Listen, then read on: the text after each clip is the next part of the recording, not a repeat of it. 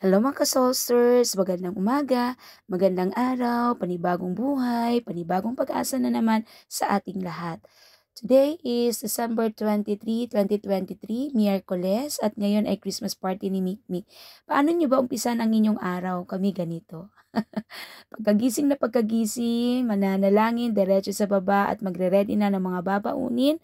At eto nakapagtimpla na ako ng aking mainit na turmeric at kape ni tatay na aming iinumin bago namin umpisahan ang lahat-lahat. At wala naman akong masyadong gagawin ngayon kasi nga nakapag-imis kami kagabi bago umakyat. So eto naisipan ko na tanggalin na muna yung aming decorations na happy birthday sa dingding gawa ng ang susunod na may birthday dito is December 29 na naman. So, dadaan pa ang Kapaskuhan. So, hindi na bagay sa ating dingding ito. So, maglalagay ulit tayo sa birthday naman ni Kuya Mikel. At ayan, manonood sana ako ng balita kaso nakita ko napakaaga pa. So, wala pa. Kaya, eto na nga lang ang aking naisipan na tanggalin na natin ito. Linisin na natin ito para bago magpasko ay malinis na ang ating dingding. So, ibabalik na lamang natin ang happy birthday banner na ito kung ito pa ang gagamitin natin sa birthday ni Kuya Mikel. Pero kung hindi na, kung ayaw niya nito ay bibili tayo ng gusto niyang banner. Basta ang gusto niya kasi na theme is COD, yung Call of Duty. Sana may makuha tayo.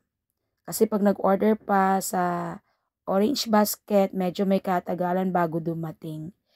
Kasi depende nga sa theme. So, ayan, tinatanggal ko na. Kaso nga, medyo natatanggal din ang pintura natin. Kaya, ayan, dinadahan-dahan ko mga kasolsters. So, yung balon na problema ako kung paano ang gagawin ko. Puputukin ko ba or what? Di ko alam.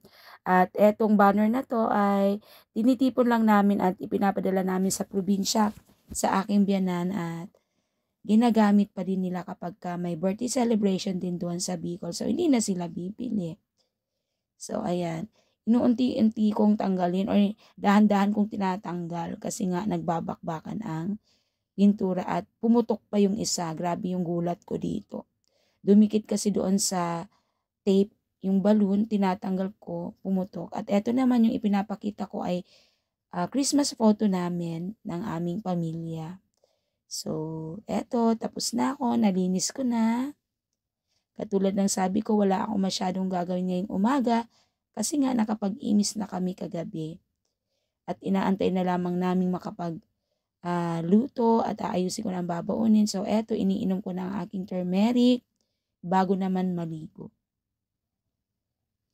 At lalabas din pala si tatay sa mga oras na ito gawa ng bibili siya ng sariwang gulay para na naman sa nilagang sabaw, nilagang karne na iiwanan namin na pagkain nila Kuya Mikel at ni Mama. Kasi si Mikmik ay Christmas party ngayon sa school nila, so isasama namin.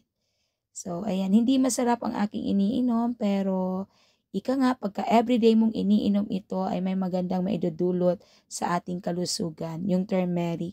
Turmeric powder na hindi na ako naglalaga ng yung nabibili na turmeric na parang luyang dilaw nga ang tawag doon.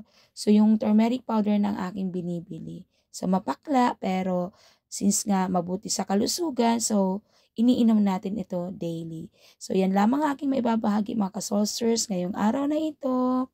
Our life update, a day in our life. Bye! See you next time!